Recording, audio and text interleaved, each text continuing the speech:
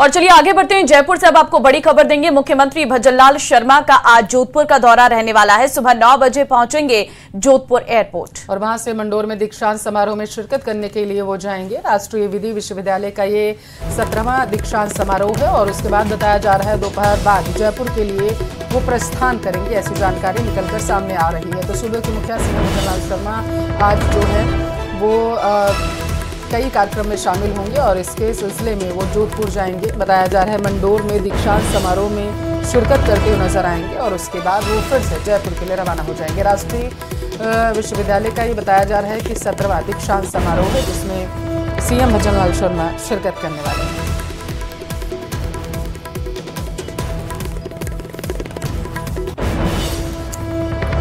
राजस्थान का अजमेर संभाग 33 साल बाद एक बार फिर से ब्लैकमेलिंग को लेकर चर्चा में आ चुका है। करीब 6 लड़कियों के साथ ब्लैकमेलिंग के बाद रेप की वारदात हुई, जिससे ब्यावर जिले के लोगों में उबाल आ गया है। देखते देखते ब्यावर जिले के विजयनगर में लोगों का गुस्सा बढ़ता गया और वहां बवाल की नौबत आ गई। पुलिस ने इस ब्लैकमेलिंग कांड में 10 आरोपियों को गिरफ्तार किया, लेकिन इस मामले की जांच की जो इनसाइड स्टोरी है वो जानकर आप हैरान रह जाएंगे। स्कूल में पढ़ने वाली लड़कियों को बहला फुसलाकर दोस्ती किया गया, फिर उनका रेप कर अश्लील वीडियो बनाकर उन्हें ब्लैकमेल किया गया। जानिए पूरा मामला क्या है इस रिपोर्ट के जरिए।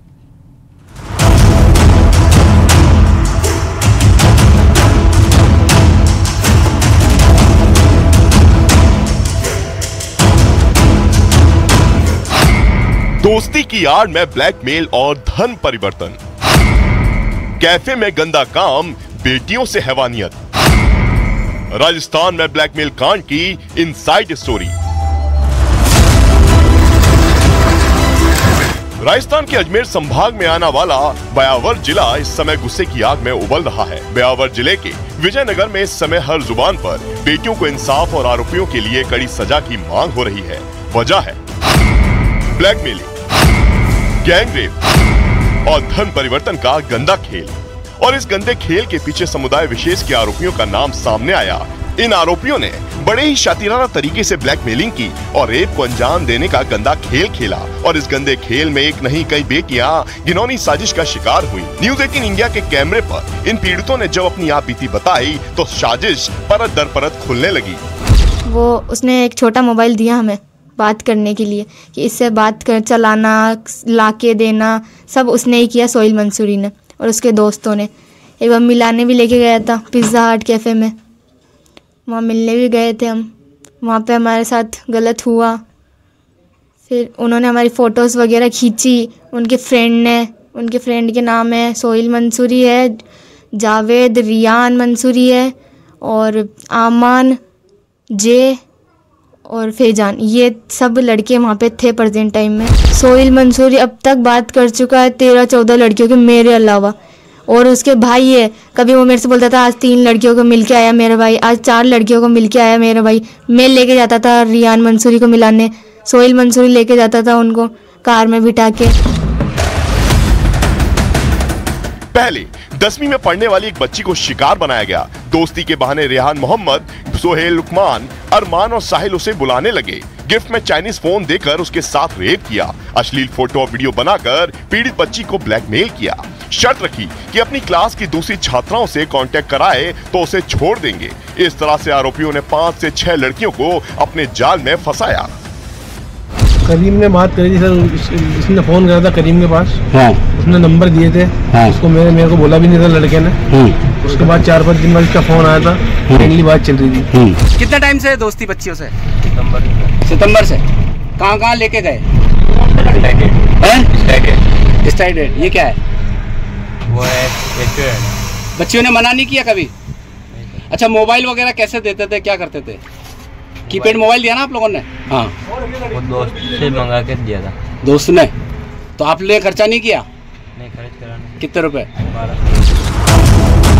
दरअसल बच्चों के साथ हुए इस अत्याचार का पता उनके घर वालों को तब चला जब एक बच्ची ने आरोपियों को देने के लिए घर से 2000 रुपए चुराए। इसके बाद उसके घर वालों ने उस पर नजर रखनी शुरू की। इस दौरान बेटी को किसी अजनबी से मोबाइल पर बात करते हुए पकड़ लिया। फिर उनके साथ हुई सारी साजिश बेपर्दा हो गई।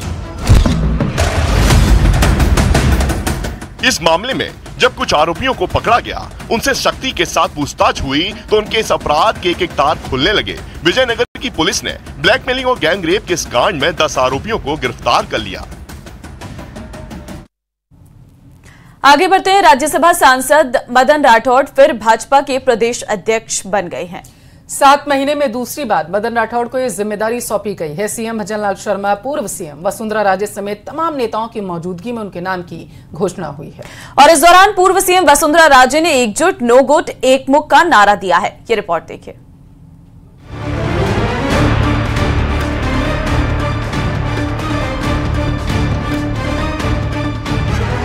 सीएम, डिप्टी सीएम, पूर्व सीएम समेत बीजेपी के तमाम दिग्गजों की मौजूदगी में चुनाव प्रभारी विजय रूपाणी ने मदन राठौड़ के नाम का ऐलान किया। 7 महीने में दूसरी बार मदन राठौड़ को राजस्थान बीजेपी की कमान मिली है। इस मौके पर सीएम भजनलाल शर्मा ने उन्हें शुभकामनाएं दी। ये हमारे कार्यकर्ता के अंदर वो भाव और भावना, संस्कार, विचार, ये विचार जब आते हैं तो हमारा संगठन खड़ा होता है। और उसी रूप में आप देख सकते हैं कि जो 8-10 लोगों का जो संगठन था, जो उन्होंने स्टार्टिंग की 21 अक्टूबर 1951 को, वो आज देश का नहीं दुनिया का सबसे बड़ा राजनीतिक दल है, तो वो भारतीय जनता पार्टी है। मदन राठौड़ के अलावा प्रदेश से 25 राष्ट्रीय परिषद सदस्यों का भी निर्वाचन हुआ। इस दौरान मदन राठौड़ मजाकिया अंदाज में नजर आए। बीजेपी के पूर्व प्रदेश अध्यक्ष को पूर्वज बताते हुए उनके अनुभव से सीख लेने की बात कही। उन्होंने जिस अंदाज से अपनी बात रखी, वहां मौजूद सभी लोग ठहाके लगाकर हंसने लगे।